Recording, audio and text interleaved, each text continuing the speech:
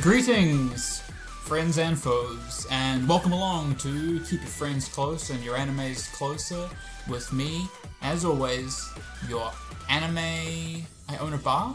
Bar owner. Bar owner. Alright, and your name? Fuck, Joel. And me, as always, your anime bartender, Robert. Bar patron? I don't know, because I still work at the same company as you, but I just I'm the lowest level of employee. And I'm your anime bar patron, Oh, that was smooth. What is this podcast? You gotta give me a second. This is a podcast where we make fun of each other and we also talk about the anime that we watched in the week. At the moment, we're all concurrently watching Violet Evergarden, which fucking apparently a season 2 is partially confirmed because there's a new light novel coming out and they haven't done a full adaptation yet. So we fucked that one up. Yeah. Last time on KYFCaYAC. Any follow-up? Yeah, we talked about things that we like even though we know that they're trash, to prove that we're human and we don't just rag on things thinking we're better than it. I mentioned a British sci-fi sitcom from BBC, really low budget, from the 80s and 90s, called Red Dwarf. And you said, yeah, it's got low production quality, but is it bad writing as well? And I went and I've rewatched the first 3 seasons of it. And whoa! A whole 3 seasons? It's BBC, so there is only 6 episodes per season, but still. Yeah, it's really bad writing. It's really bad, but I really love it. Yeah. It does have some really well-written gems. Like, it's really funny. There's one part where they're talking about a parallel universe, and he says, imagine parallel universe sharing a spatial dimension, but each one completely unaware of the other's existence. And one of the characters goes, yeah, sounds like my parents' bedroom. There's just there's little funny bits, but it is just horribly, it's just majorly inconsistent about where they are and how far in the future they are and what technologies are available and stuff. But there's something that you love anyway, and that's the whole point of it. Do you ever follow up, Curtis? No follow up. Curtis is still perfect. He doesn't like trash. Regis' favorite. Cool. Well, in that case, I guess we should go into Violet Evergarden Abridged.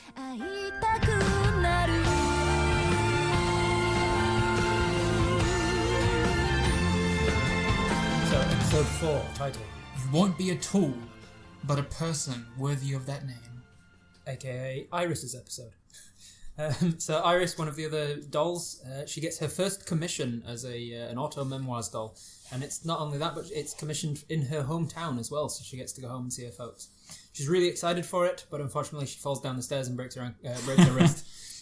Violet decides she goes with her so that she can type for her. And it turns out that her folk actually falsely commissioned her to write these letters just as an excuse to see her.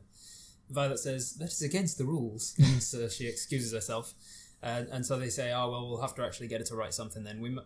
In that case, we want you to write invitations to your own birthday party. We're going to invite all these suitors and try and marry you off to some rural bloke. Iris isn't happy with it, and she asks Violet that an invitation not be sent to a fella called Eamon Snow. The day of the party comes, and Eamon was invited anyway, because I had to confirm with your mother, as she's the one who holds the contract. I am a robot, bleep, bloop, bleep. And then Iris runs off in tears, and we find out that Eamon has turned down Iris before, after she announced her love to him.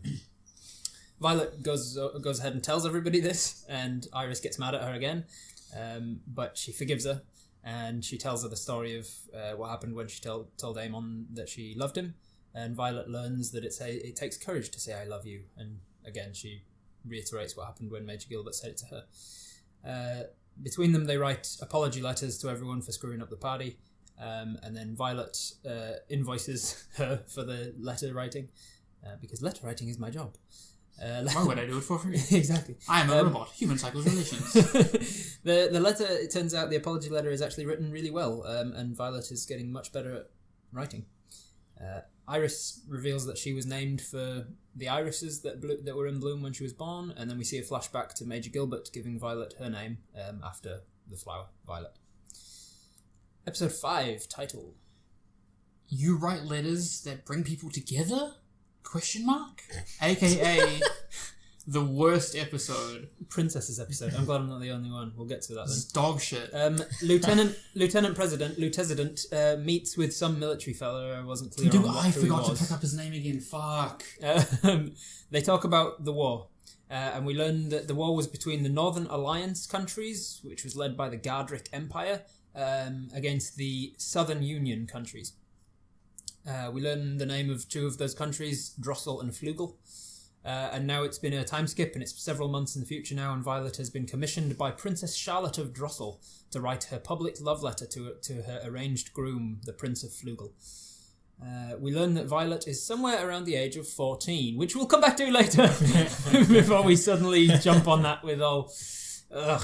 Anyway, so Violet's about 14 years old, and so the princess asks for her opinion on the age difference in a relationship and whether she would be happy with marrying someone 10 years older than her. At which point we find out that the princess is also 14 years old. 14 years old and marrying someone 10 years older than her.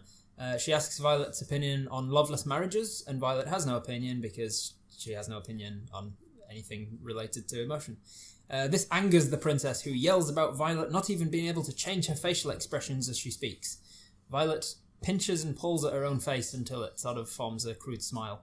And that's very peculiar. But that's a trope, by the way. That's not like a quirky, this is crazy good writing. Like, that's a thing in anime. Oh, okay. Not like overly common. I didn't quite get it. Yeah, we'll get back to that then, because I did wonder about that one. It turns out Violet writes a really good love letter on the princess's behalf.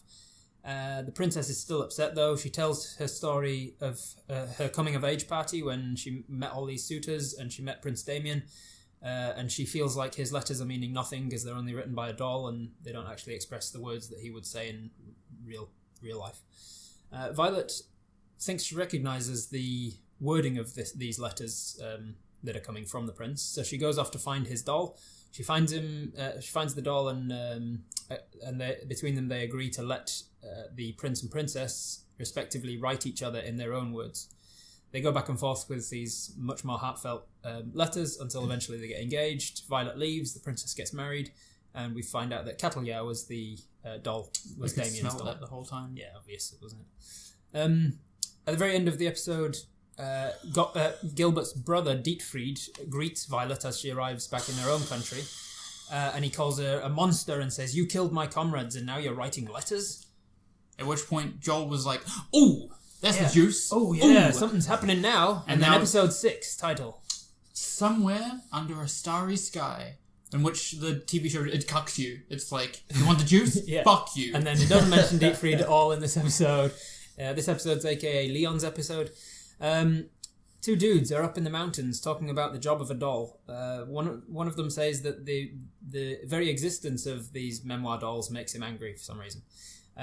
Violet, along with 79 other dolls, including Luculia, arrives at this big old observatory. It was library. really weird how nothing really happened for 2 episodes, and then in the 3rd episode we only got like 5 seconds of content.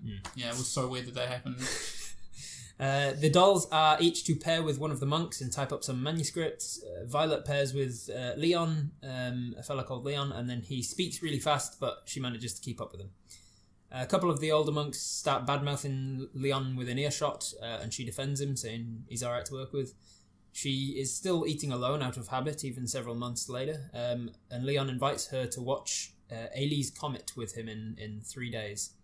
Leon tells us his story about the fact he's an orphan and he's not fitting in with the other monks and things, and Violet doesn't know what loneliness feels like. She still doesn't know that Gilbert's dead, apparently. Then Ailey's Comet appears. It only happens every 200 years. It's really beautiful. Violet finished her job, and so she leaves on the cable car, and Leon is speaking to her as she leaves, saying that they'll meet again someday. That's the end of the 3 episodes we watched this week. Really quickly, before we talk about the episodes, I forgot some follow-up. I looked up whether or not that typewriter story was true, and it's not true. It's based on a bunch of things that probably did happen. Like, there was one guy who invented a prototype for the typewriter, and he made it for his blind sister, and another guy who made it to just help blind people communicate with others. Okay. So there's a nugget of truth, but they've fantasied it, which is I did look fine. up auto memoir dolls, and the only thing that came up was Violet Evergarden stuff. So. Oh no, I was looking up more specifically typewriter. So So no, the typewriter itself was not invented for that reason. No, the typewriter was invented. Yeah. That's definitely a real thing that exists. For that reason. No, it wasn't invented because some guy wanted to give his blind wife the ability to write stories again. It wasn't. That's what it says. Right. That's the Right. TV show. Right. Reality, that's not true. It was it was like realistic enough and simplistic that I believed it for a second, but not true. I find that interesting that it was a device Made by some people for blind people. Yeah. Yeah, as not any commercially successful ones, but prototypes were. Okay. Right. Yeah. And that's history with Joel. Wow. So what were our first thoughts and feelings? I think Joel's made his pretty clear. I've really soured on this show. Yeah, I was worried that I was going to be the only one, but I didn't like. I'm starting to go off it. With every episode, I get a little bit more let down with it. I was kind of watching it, and I was wondering if I could watch the first 3 episodes and the last 3 episodes and like Get the same out of it. Yeah. Thing. Yeah, that's kind of what it felt like. I really don't give a shit about Violet. Yeah, it's starting to get so it's starting to get like a bit of an anthology series where you could watch them out of sequence and it wouldn't seem to matter. It's each one is very much about this is some new guy, and they're introducing new characters at the start of the episode, and then they pile on a sob story about their life, and we're meant to give a shit about them, and we've only just met them. And in the meantime, it's kind of Violet's there in the background, just acting like a robot, even though it's been several months now. Years now. Years, probably. No. In the episode with Access, we don't know for the princess one, but in the episode with Leon, episode 6, she says, I only learned to type several years ago. So she might not be... It has been... Yeah, so presumably now she's like, I don't know, 16? Oh, no, I think she said 3 years ago, so maybe she's a little bit older now, but still, like... But yeah, it doesn't work. They introduce a character that you're meant to care about. They give them a really sub-story with tinkly music in the background, and isn't it sad that he's an orphan, or she's in an arranged marriage? Or... You fucking cynics! It's a lovely story! But, I mean, they haven't shown us the characters that they've already introduced, and how they're... Like we've seen Iris, and we've seen... I can't remember. Yeah, Erica, yeah. But there's Catalia, and there's Benedict and the lieutenant. And the lieutenant, I was expecting to see how they relate to it. Nah. Instead of these like time jumps of several months to years at a time. Yeah, I just don't give a shit. Violet is a really unlikable protagonist. I mean, I get that she's trying, but she's a character that you can project anything onto. For me, anyway. I don't know. I'm not finding it very compelling. And... She's 14. 14. What the fuck? She's as tall as adults. Why is she designed to look like she's 21 if she's 14? That was really weird because they show the princess and she's 14. And she looks a lot older than... like a kid, the princess. Yeah, Violet looks a lot older than her. And then Violet's like, I'm the same age. And I'm twice your height. So one of my thoughts was maybe Violet just doesn't know that she's a lot older than that. That's retarded, though. And she was told she was 14 several years ago, and she hasn't sort of cottoned on. And she's not stupid, though. Yeah, I don't know. I was just trying to work out what it could be. That why would she still believe she's 14? I don't know. She's clearly not. It's not really. And if she is 14, what is the whole Major Gilbert story about? Are we then to believe that he's not meaning that he's romantically in love with her when he says he loves her? Does he mean I love you like a child? I didn't know if he meant I love you like a romantically, because that's how I've been reading it until I've been reading it until that point, and then I thought, oh, maybe he just loved her like a family member, because there's familial love as well. Yeah, Frozen did that. But then they did the weird child marriage thing in episode 5, and you can say, oh, it's a time and place, but also child marriage is not okay. I was really not on board with it, and they tried to sell it as an actual love story, like this 14-year-old girl really loved this 24-year-old guy, and everything was going to be fine. I mean, to be fair, before we get people writing in about it, I don't know if it mentions that the princess is 14. She says something about her coming of age birthday party, and coming of age is left She met the dude when she was 10 and he was 20. Okay, does it say that specifically? No, specifically, because I'm she says sure coming of age. That's party. what I got from it. Yeah, but I'm not gonna say. She met him several years ago. I know that much because it says she was 10. It was her 10th birthday. It was it definitely her 10th birthday? It was absolutely her 10th birthday. When did it say that? Because in the show it does say 10. Bam. Yeah. Okay, because all I heard was coming of age party and so I thought it was left open to what that could mean, like 13, 14 or something. She says something like 10 is old enough in royal families to be which is an why age. everybody was trying to be her suitor, because they're like, Yeah. oh, she's old enough now. That's really gross. Yeah. Yep, it was super gross. I wasn't a fan of that That's really episode. gross. Because I was thinking that she was about 14 at a birthday party, and now she's about 16, 17 or something. Because it just says a couple of years later, whatever, a few years later. So I thought she was about 16, 17 now, and he was 26, 27, which is still gross, but not as gross as a 20-year-old and a 10-year-old. Yeah. Yeah. I don't really have anything funny to say. It was just gross and I didn't like it. And I don't really understand. What I have to say is that why the hell would anybody send Violet to write a princess's royal open letter to her? I moved past that. Seems like a weird... It seems an odd choice. Yeah, yeah. Because if Catalier's doing her thing on the other side, and that's understandable. She's good at her job. Yeah, she is. Surely one of the other dolls would have done a better job. I think from episode 4 to episode 5, it's just Violet can do her job now. Yeah. She can't express emotions, but she can mimic them like a psychopath. Which is another weird. Which is another weird thing that I'm getting from this. This whole season is like, are you? Yeah, I'm getting vibes of Dexter, where he's like sociopath. You can Right. you in Dexter you keep hearing his inner monologue as he's like, oh, I know how to express it. I know how to look like I'm actually having these feelings, but I don't have them. I thought that was like a real passing thought that I had when I was watching these, where I just kind of brushed past it. But yeah, it kind of implies that she's a sociopath or a psychopath, because she doesn't actually feel emotions. She's now good at writing them as if she does. She started smiling at the end of that 6th episode. So did you hear that music? And he was like, "I'll see you in the world," and she's like, "Yeah, you will." And she's got the little tiny smile. I loved that scene as she's getting in this cable car and driving off, and he's just continuing the conversation. Yeah. And he's not like showing any signs of wrapping it up. And the cable car starts to leave the station, and he just keeps talking. I'm like, you need to start wrapping this up. And she entirely leaves the station, and he almost falls off the end from like trying to follow along with her. And eventually, at that point only, he realizes, oh shit, she's leaving, and starts shouting, maybe I'll see you again someday. No. Towards the end there, based like on her feelings, so she's watching the comet with Leon. She says like something along the lines of like, I would do anything for the major, blah blah blah, but it's still searching for the meaning of what I love you means. Leon mentions to her that he's like, oh, you love the major. No. He goes, wait, wouldn't that mean that you love? And she's like, oh, the comet's here. Yeah. And then he doesn't think to follow up. That's a whole anime thing also, as well. if it's been several years at this point, why does she not know that the major's dead? And what's going on with Apparently, that story? I almost read a spoiler that maybe he isn't dead, and maybe spoiler stuff that I don't want to share with the podcast today that I accidentally read when after these 6 episodes I was like, is there going to be a second season? It'll wrap up after season 1, right? That arc. No, it doesn't. Yeah. That's kind of bullshit.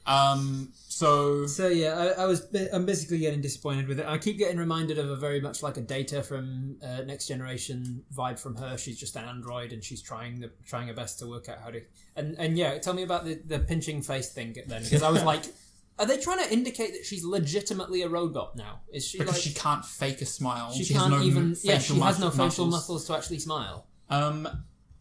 I've seen it, not heaps, but in a couple of other anime where the Dandere girl or the Kudere girl, somebody else will pinch her mouth and make her smile. Happens in The Melancholy of Haruhi, where the Kudere girl pinches her cheeks and lifts it up so that she can smile. But she's like an alien in that, like a legitimate alien. So it's a quirky thing. It just happens sometimes. And were we meant to read that she was doing it as like just making a laugh, like, oh yeah, I can't make her smile, but I can pretend it?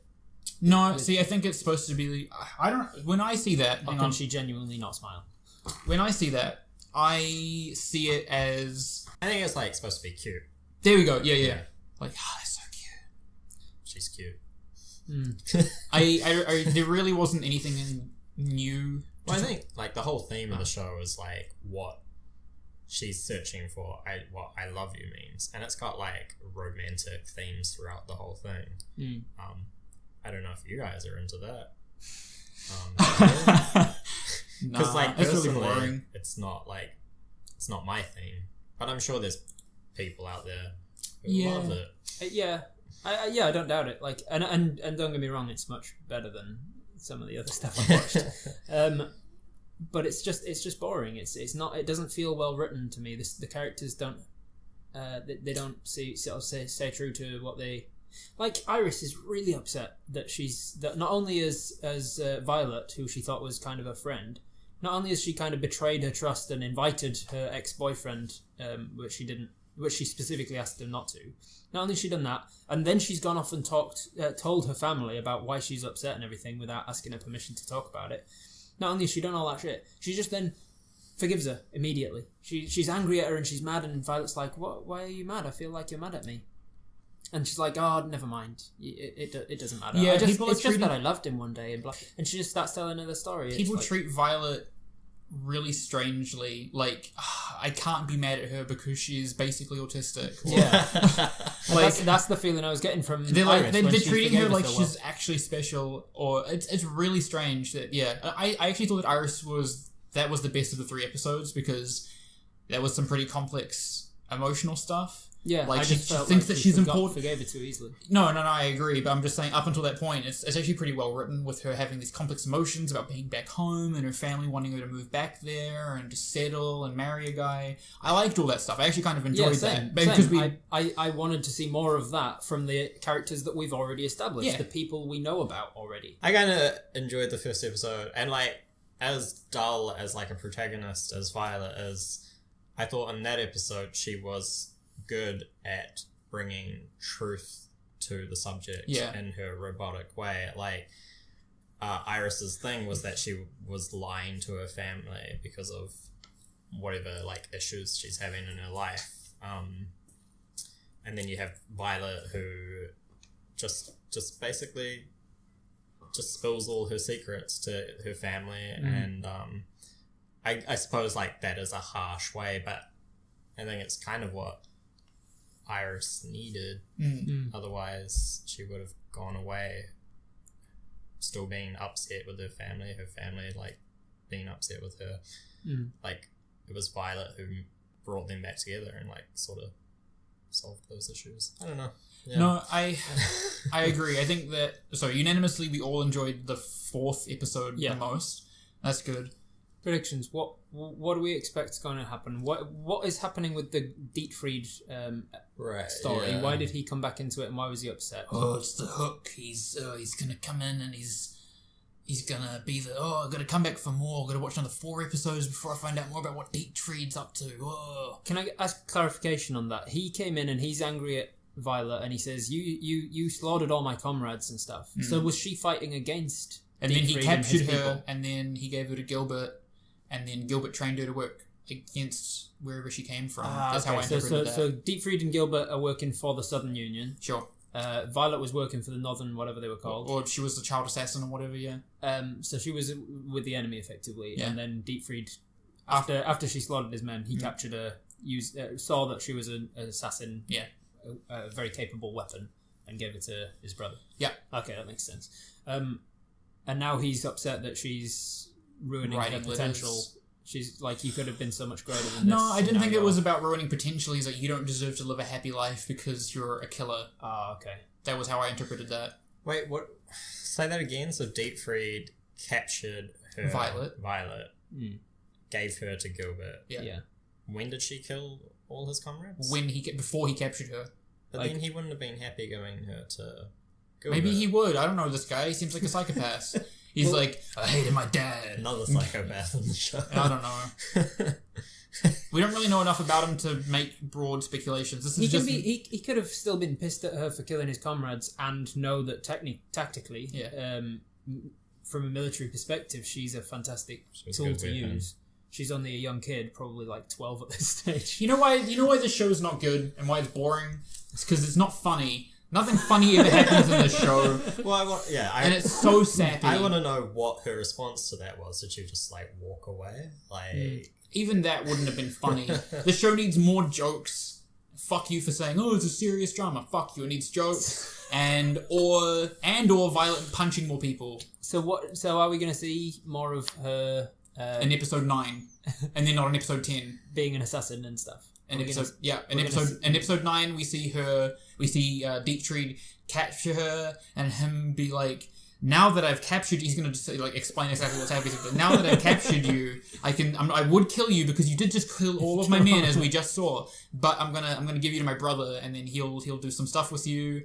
And we'll meet up in the future. We'll have a bit of a row, and then it will flash forward To when Dietrich's now back in the story, and he's explaining this to her. and he goes, he's like, remember when I told you this? Remember this? and then he says, "I'll never forgive you," and then it does like a weird cut. And like, what happened there? And then it like a bunch of stuff happens, and at the end of the episode, the weird cut shows that she actually cut him. No, And then she's like, now we're even. And you're like, about what? And then it's like season 2. I was a double triple agent the whole time. No, Gilbert's the double triple agent. I don't think, I'm starting to doubt that Violet will like have much of a character arc. I'm not sure that she'll change throw it out by over the end. 5 seasons after the Dairy Farm. After the Dairy Farm season. I'm starting to worry that she'll get to the end of season 1 and not be any less robotic. She'll be really good at her job. Right. But I don't feel like she'll be good at emoting because she's shown no progression in that. No, at the end of the last episode, she was smiling. Legitimately, it wasn't like a big toothy ass grin. And she's starting. That was another thing in the 6th episode.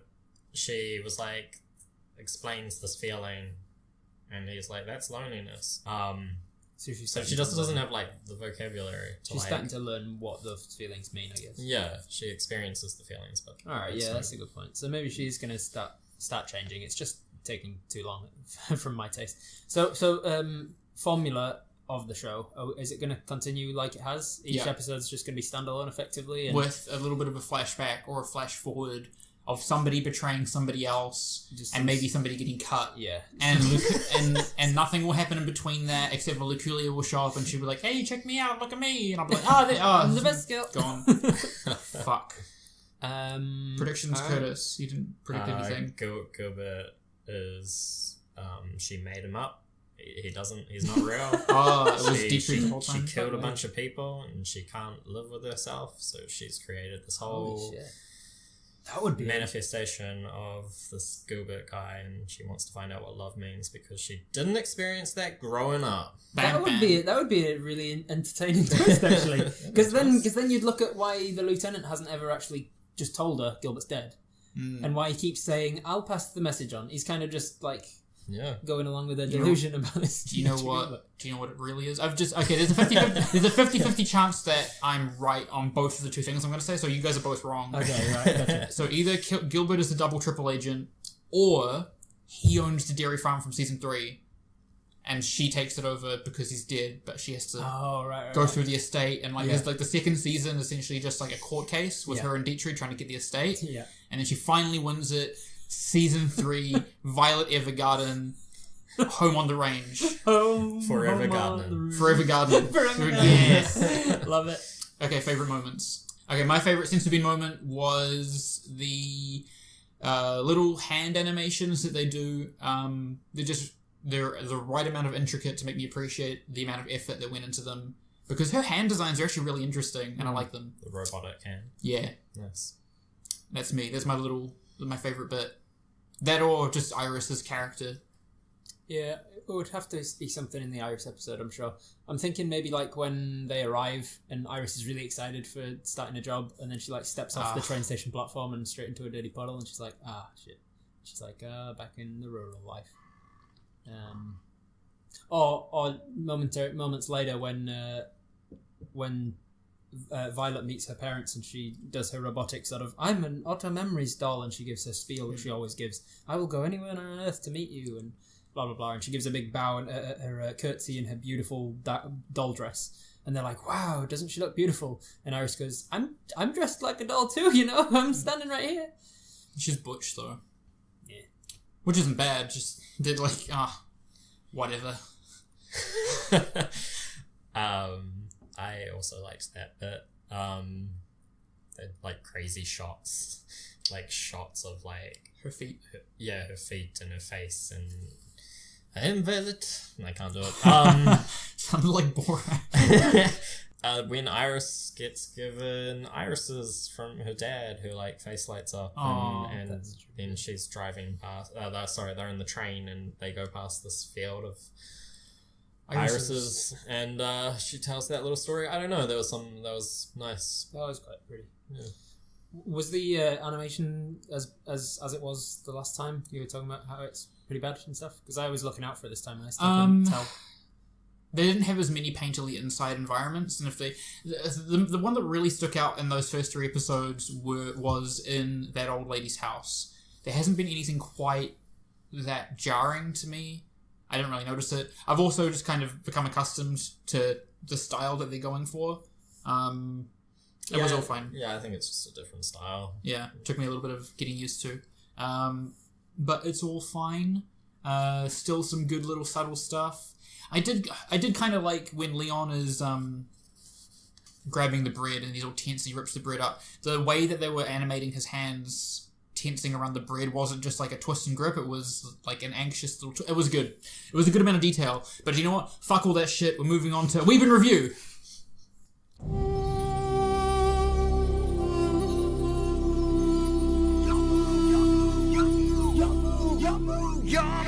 It hasn't actually been that long since we last recorded. The mystery of podcast time magic. Have you guys had a chance to watch anything, starting with you, as always, Curtis? No. Fucking moving on. Oh boy, have I watched things. I have watched so much since You're off uni at the moment, right? Yeah. So I watched the first 3 seasons of Red Dwarf, as I mentioned. That's not anime. I also just things I've watched. Things I've watched is this thing. I watched the next 2 episodes of Yu-Gi-Oh. Nice. Did you see the Battle with Seto Kaiba yet? I don't know who that is. Is it the rich boy? Huh? Is that the rich boy? He's got the brown hair, blue eyes, white dragon. He rips up the blue eyes, white dragon card that his grandfather has. He didn't rip it up. Didn't rip it up? He stole it? What did he do with it? He stole it. Ah, and so then he used ripped it in the fight. Moving on. So they spend 5 minutes talking about teenage prostitution, which threw me immediately. Yeah, the first 5 minutes of episode 2. They've kind of got like a group now. There's the 3 boys and the 2 girls, and I don't know any of their names. Yeah, fuck, I have to watch Yugi, Joey, something, Tristan, something else, Azula maybe, Azura, something like that. No idea. And then some of the girl. One of those girls. They're like talking about after school, what are you doing after school? And she goes, I can't stick around actually, I gotta go. And she leaves, and they like, that's weird that she'd be leaving like this. Maybe she's a whore.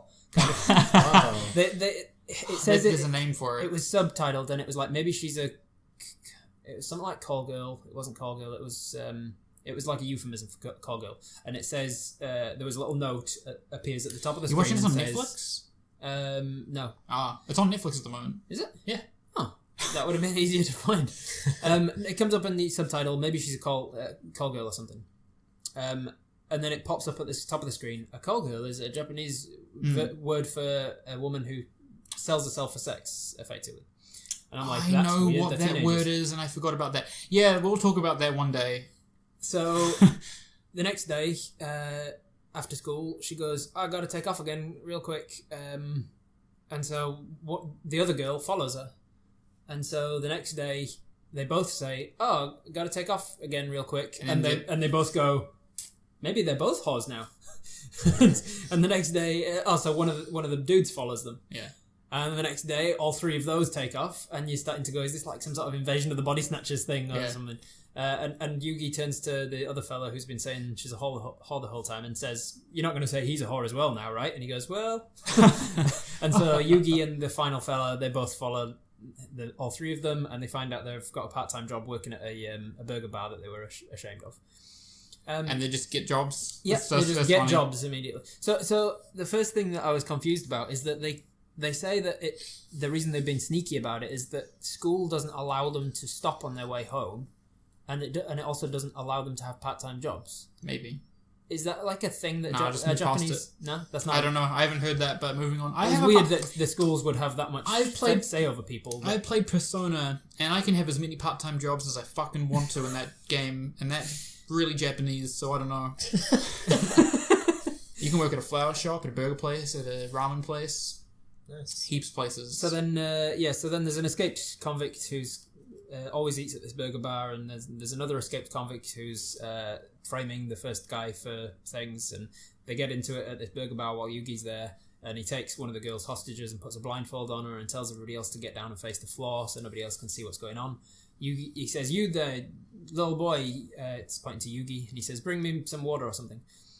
And so then he turns into the pharaoh, and he starts a little game with him, a yummy game. He says, "Each of us are only we're allowed to choose one of our 10 digits, and we're only allowed to move that finger. Which one do you choose?" And he goes, "Well, I'll choose my pointer finger then, because then I can pull the trigger on my gun and shoot you." And Yugi says, "All right, I'm going to choose my thumb." And he goes, "Stupid kid." And he's like, "Right, I'm gonna go first." And he goes to shoot Yugi off Pharaoh, whatever. And Yugi lights a lighter, a Zippo, and he holds it out to the guy to light his cigarette that's in his mouth. And he goes, "All right." And so he lights his cigarette, and then he drops the lighter on the back of the dude's hand, who's currently filling a glass out of like a flask of alcohol. And the Pharaoh's like, "If you move your hand, you'll break the rules of the game. But if you don't move your hand, then the glass will overfill with alcohol, and then you'll burn and all of this shit." And so the guy's like, "Oh shit, I'm covered in alcohol now because the glass is overflowing, but I'm gonna..." And so he just like breaks the rules of the game. He drops his gun to take the Zippo off. And then he dies. And Pharaoh goes, "You broke the game, that means you die now," or something. And then something happens, I can't remember. But it was weird. And what was weirdest... I don't remember. What was weirdest about it, though, is that no cards appear in the entire episode. That is so bizarre. I was like, I thought Yu-Gi-Oh! Was all about cards, and there's no cards. Sidebar with Curtis. Curtis, I think that we got fucked as kids. Yeah. And they took out all this extra stuff. Yeah. Because I remember the first episode being Seto Kaiba rocking up to Yugi's grandpa's house and being like, "I hear you have the legendary Blue Eyes White Dragon card. Is that true? There's only 3 of those in existence." And Yugi's grandpa's like, Yeah, I got that. You want to see it? He's like, "Yes, I'd love to see it." And then he's like, "Well, you can look at it. It's in the glass case." He's like, "Oh, I want to touch it. Make sure it's real." And he goes, "No, this is an expensive item." He's like, "Oh, please, just let me touch it." And then he goes, "Okay." And he goes, "Ha, ha, ha," and then just leaves. Runs out. And then, but then Yugi's grandpa is like, "Yugi, you gotta get my card back." And that starts the whole thing. And then he's like, "Oh, he didn't know that I had the Exodia 5 pieces." And Yugi's like, "I don't know what the fuck is it. You take these 5 pieces, Yugi, take them." And then, see, now you remember it. Take these 5 pieces, Yugi. You draw 5 in your hand and you win the game, Yugi. It's a wonder you win it. You can do it, Yugi. Yeah, he's like, but that seems really statistically unlikely, and I'd have to stack my deck all about drawing cards. Yugi, you can do it. You just believe in the heart of the cards, Yugi. Yugi, just believe. So Yugi goes... They don't have police to deal with theft of a valuable item. It wasn't... You've got to play them for it. Yeah. It wasn't as many whores. No. So Yugi goes and he goes, Seto, give me back my grandpa's card. And he's like, "Fuck you, Yugi, I got all 3. They're all got 3,000 attack power, and we all know that that's the highest number." And then Yugi says, and then they're on these big towers, and then Seto Kaiba says, "Yugi, you're a piece of shit. Fuck you. You just believe in heart and all this other dumb shit. Oh, you got a Karibo? That's only got 300 attack power." He's blam, blam, blam, blam. And then Yugi gets down to like 1 life point left. And he's like, "I've got 4 pieces of Exodia. I just need the last one. If I just believe. He can't do it. If I believe, it'll happen." Because Seto Kaiba's got 3 blue eyes at this point. And so it's going to kill him. And then he does it. He summons Exodia.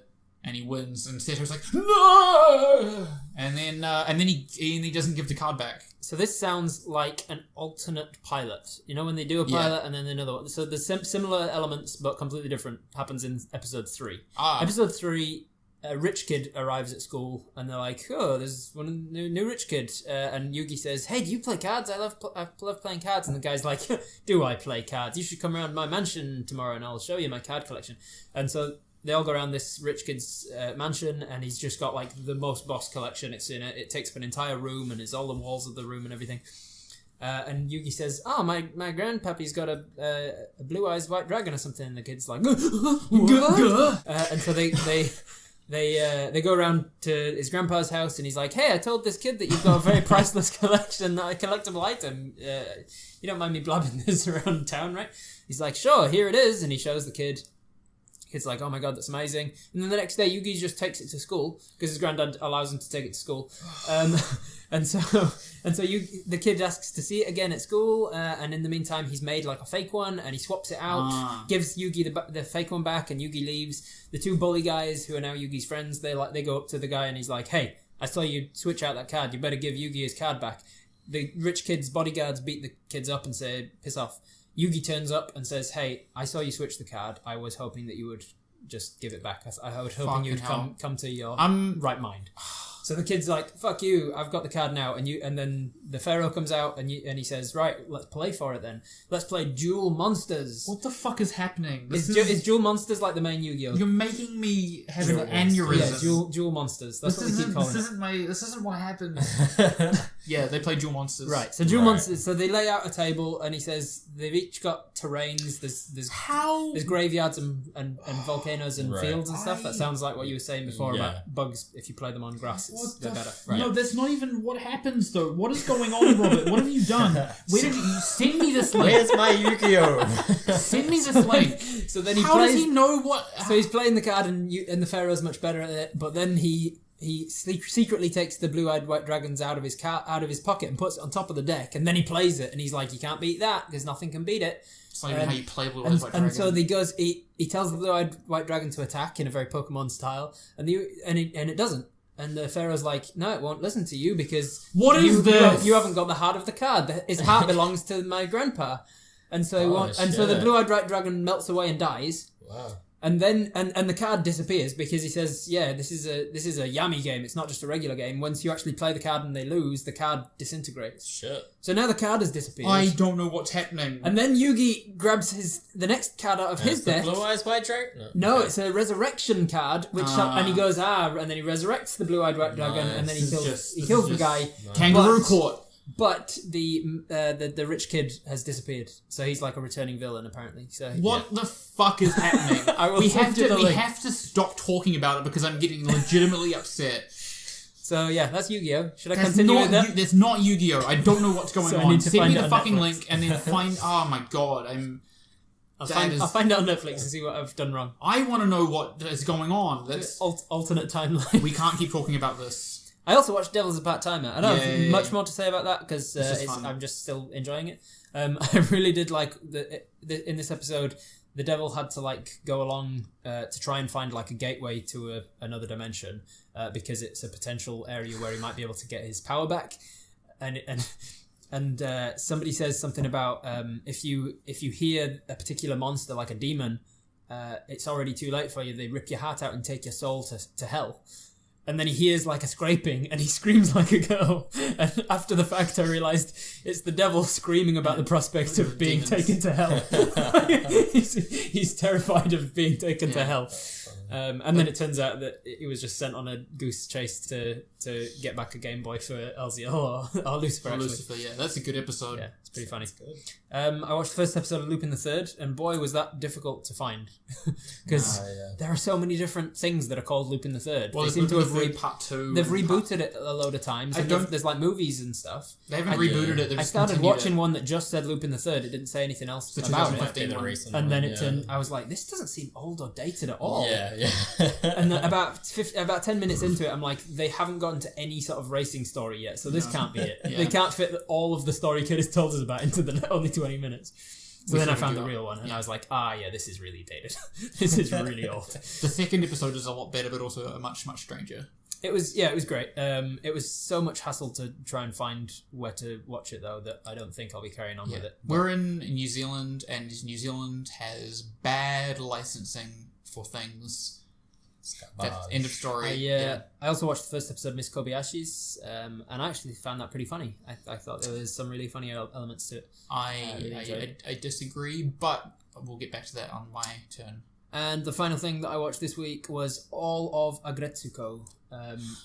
Not aggressive Suko, aggressive Retsuko, which apparently is a different thing, and I didn't realize this is the reboot, the 2018 I watched the one that's on Netflix. It's only 10 episodes. So I did it after we recorded last episode. I don't know why, but we were talking about shit, and then I just decided to mention that I had watched all of Agretsuko with my girlfriend, and I really enjoyed it, and I said that it was a 9 out of 10, and then Robert didn't like it very much. I didn't think it was all that great. What the fuck? I found it was oddly hooking after about 4 episodes. With it only being 15 minutes, I didn't like the first one, but gave it an extra shot. I didn't particularly like the second one, but I gave it another shot. And then by about the third or fourth, I was like, now I kind of want to see where the characters go. And so I ended up finishing it.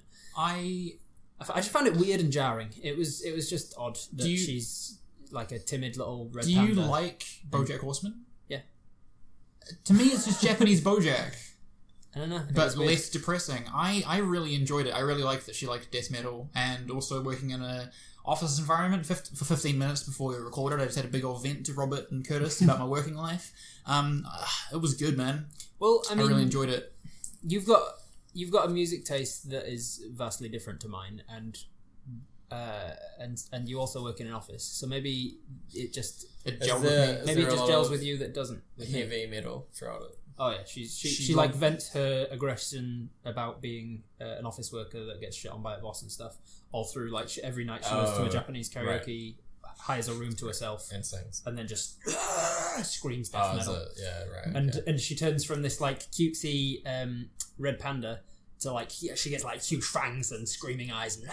Right. But what about the very jarring? Even the there's one of the best episodes is they have she rats out her boss who's being a cunt, and he is a cunt, and he comes to work the next day and he's overly polite, and that's upsetting because people are they're not used to it and they're confused by what's happening, and then they're having a work do at like a sake bar, and she's talking with him, and okay, so this is the thing. I really liked every single character in that show. Not like as in they were likable, but they were really well written and real enough that I could believe that they were actual people. Like the pig guy, he's this guy who's been he was very much like my boss. He's been in the industry for so long that he's just become a part of the office, and you can't really fire him. Yeah. And even though he's misogynistic and set in his ways, he just stays there, and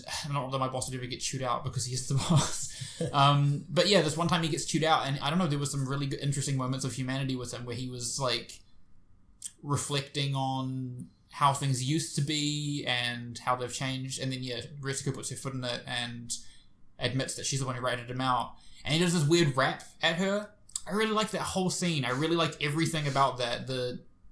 I found the boss to be very human, even when in the later episodes, spoilers for Agretsuko, halfway through them, but there's a scene later on where she starts dating a guy, and the boss, even though he treats her badly, he can see that she's not happy in the relationship, and they have this weird little conversation in the break room about her settling and why it would be a bad idea. I don't know, I really liked all the dialogue. And same with forgot her name, but the deer. The female deer. It's a good show. I still really enjoy it. It's not my official recommendation. It got better as it went along, once I got invested in the characters. But I just found it jarring at first that I was like, this is a weird style. And it also didn't seem like anime to me because it was such a weird animation style. Man, you should see Panty. I did recommend it to another person before I started watching it. I said, friends recommended that I start watching this, and she's really into anime, and she says, maybe I'll give it a go. And then I spoke to her at work more recently, and she goes, I couldn't get past the animation style, it was just too weird, too different. And that is fine. You don't have to like animation styles, because I have things like that as well. Do you know what I watched this week? What did you watch this week, Joel? Seeing as you got to name a live action thing, I started watching True Detective, and that's good. I was going to look up how to say True Detective in Japanese so that I could slip it in without anybody noticing, but that's good. And I watched another episode of Kobayashi's, and I tell you what, that 4th episode just won me over, didn't it? Really? Some stuff happened. Just the opposite of what we actually went with. Yeah, actually, Violet Evergarden legitimately. lost us by about the 5th. And there were just some, again, I guess this is what I like, touching moments of humanity between established characters, not randos that they introduce and then leave the following episode. Yeah, it's just, Kobayashi has become a really compelling mother figure to the dragons that are in her house, and I'm just really glad that she doesn't want to fuck them. And They all want to fuck her though. only one of them does. Okay, right. Only Toru does. Right. Okay. But there's also a baby dragon that lives with them, and she's like a toddler. Right. And the 4th episode is her first day at school. And you know what? People have been like, oh, Toru-chan is so cute, and oh man, if you fall in love with her, she's so kawaii, and oh man, she's moe as fuck. I was going to this all like, not gonna feel it. I'm a hard motherfucker. And then this 4th episode, some things just happened. I was like, man, that's cute, and I had a legitimate smile on my face. And that was when I knew that I'm gonna finish the series. So, Nice. I don't know. I don't want to talk too much about it. What else? I haven't had that much time to watch anything else. Oh, I finished Megalobox. I haven't talked about this on the podcast, but I was watching that as it was airing. That's finished now. That sounds like a rip-off of Lego. No. Megalobot. Megalobot. Was there an orange one with like horns, robotic horns coming out of its head? No. I have no idea what you're talking about. Okay. What's Megalobox? Did you have a dream about something? No, I watched. There was like another Digimon thing, and I can't remember the name of it. What? Explain it a little. What's your Digimon thing? It was like a bunch of kids, and they had robots, and I think the robots. Metabots. Ah, there you go. You motherfucker. What's Megalobox? What's Metabots or what's Megalobox? Megalobox. What words are you saying? I'm starting to lose all the consonants into each other. I watched Megalobox, which only just finished airing last week. So that's Megalobox. definitely Box. Not Yeah. Megalobox. No, Metabots is the one that Curtis thought. We can't do this. We can't stop it. At first I was hearing Megaloblocks, and that's why I thought it sounded like a rip-off of Lego. And then Right. when you start talking about him with his robots, I was hearing Megalobots. And now you're actually saying Megalobot. Megalobox is in boxing. Alright, okay, cool. So they're boxes. I know what Alright, you're talking here we go. Fuck. This is all over the place. How was it? It was good. It was like a 7, a strong 7 to a light 8 for me. Nice. It's about. It's kind of funny. I don't know. It's a bit of a conceited future where people don't box anymore. They megalobox. And the only difference between boxing and megaloboxing is megaloboxers have cybernetic like exoskeletons that they attach to their backs and arms to make them punch way harder, which just makes it all way deadlier. So they're wearing gloves still. People can already box pretty hard. Like Yeah. you can kill somebody with boxing gloves on. Yeah. So How are about we... they like taking heads off and shit? Is No, that's the thing. Okay. That's the thing. So the story revolves around this guy who is an immigrant. He doesn't have a name for the first couple episodes. He's an immigrant and he's throwing fights in an underground megaloboxing ring. He's got a piece of shit gear. That's what you have. That's what the cybernetic thing is called. And he's throwing fights, and he's got this shitty drunk of a manager who's like, oh, you fucker, make more money throwing fights than winning fights. And he just gets sick of losing fights, so he doesn't throw a fight. He's like, nah, I'm just going to win. And he takes a guy out one punch. Nice. But then the manager's guys, who he's supposed to be, organizing the fights to who's going to lose, Yep. They're like, right, you fucked up. Now we want your eye. Shit. Yeah, yeah. They just put it. It's a really well written scene. He's It's like, real, yeah. he walks in. So the guy who's his name is Gearless Joe. By the end of it, he's sitting out in this restaurant having a good old time. I just want to fight. Meanwhile, in the kitchen, you just see this guy screaming in like the freezer. I said freezer weirdly. There's this guy screaming in. There's a guy screaming in the fridge. And the big bad guy, I forget his name, is cooking a stew, and it insinuates that it's people's stew. The language that he used very strongly suggests that there is people in the stew, and he gives it to the guy, and he goes, drink up. And then he like... And then he slurps it all down, and he slams it down the table, and he's only got one eye, and then he gives him a knife, and he says, you need to pay me back for all that money that you lost on that fight. And then he's like, wait, I know what we can do. And then he slams like a piece of paper on the ground with the knife. And he's like, there's a tournament coming up called the Megalo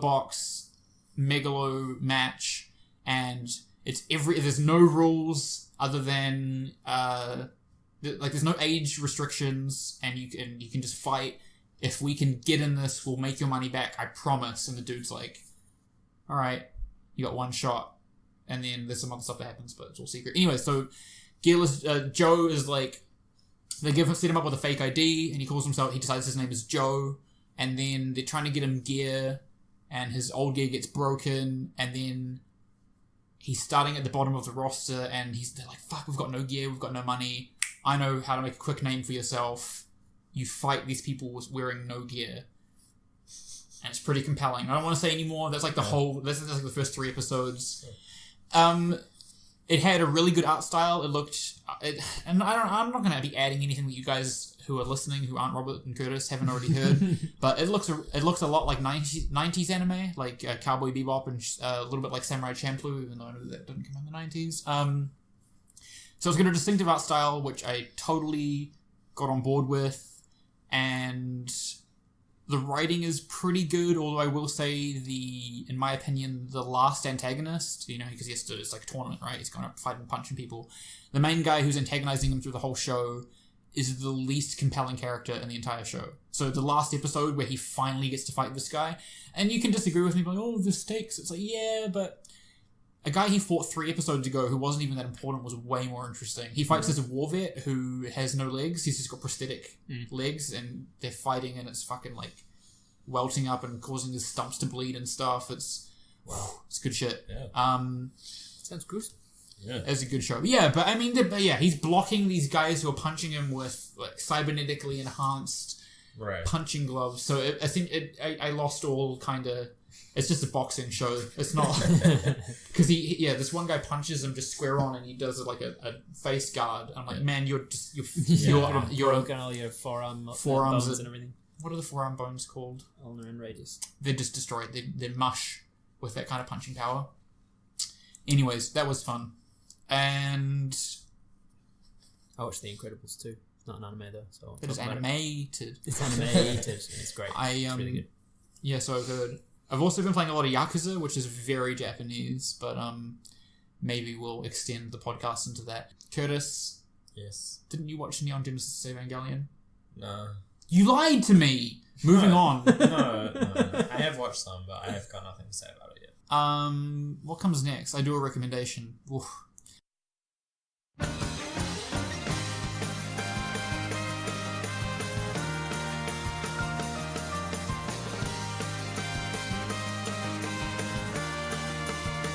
I want to recommend Welcome to the NHK. Welcome to the NHK is a 24-episode anime based on a light novel that is based on a manga that is based on a book. And it's about a guy in his mid-early 20s, and he's a hikikomori, and I think we talked about that in the UTK. We did. So cool, Robert's on the same page. He is a shut-in. He hasn't left his house properly in like 2 years. If he ever does leave, it's like at 10 at night, and he just goes to the convenience store and buys ramen. He's living like shit off of his parents, and he's a wreck of a human. He's dealing with insane anxiety. The story is that he moved to Tokyo from whatever backwater town he came from to go to university, and then on his first day of university, he went outside of his apartment, and he just... It depicts it that he feels like everybody's watching him and laughing at him behind his back. Like, he walks past like 3 mums talking to each other, and they start laughing. He's like, oh my god, they're laughing about me, fuck. And then he runs back to his apartment, and he just kind of hasn't left it since in the past 3 years. And he dropped out of university, and his life is shit. And I look at it, and people can disagree, but I look at it as a guy getting his life together through support of the people around him. And I have not been a hikikomori, but I've been in a... what would be the right word for it? I have authenticity. I mean, I have anxiety issues, and I could really relate to the show, and I watched it at a time where I found it to be really helpful because it has a really uplifting ending. I don't want to say what happens in it, other than and it's a little bit crazy. So he meets this girl who there's this girl handing out pamphlets, like religious pamphlets, spreading like, oh, did you know about the hikikomori epidemic in this community? And he's like, oh, they know about me, fuck.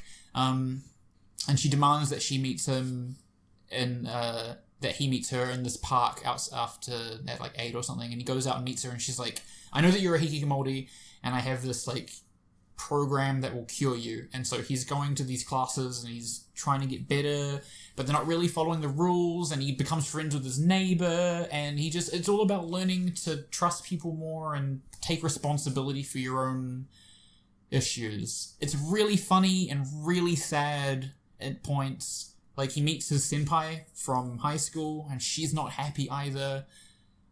Okay, I knew this before I started watching it, and it's really fun to look out for.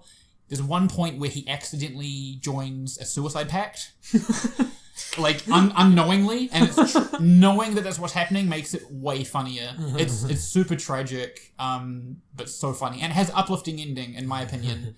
And so the reason I'm bringing this up is because it's a slice of life that is funny as well as sad and dramatic.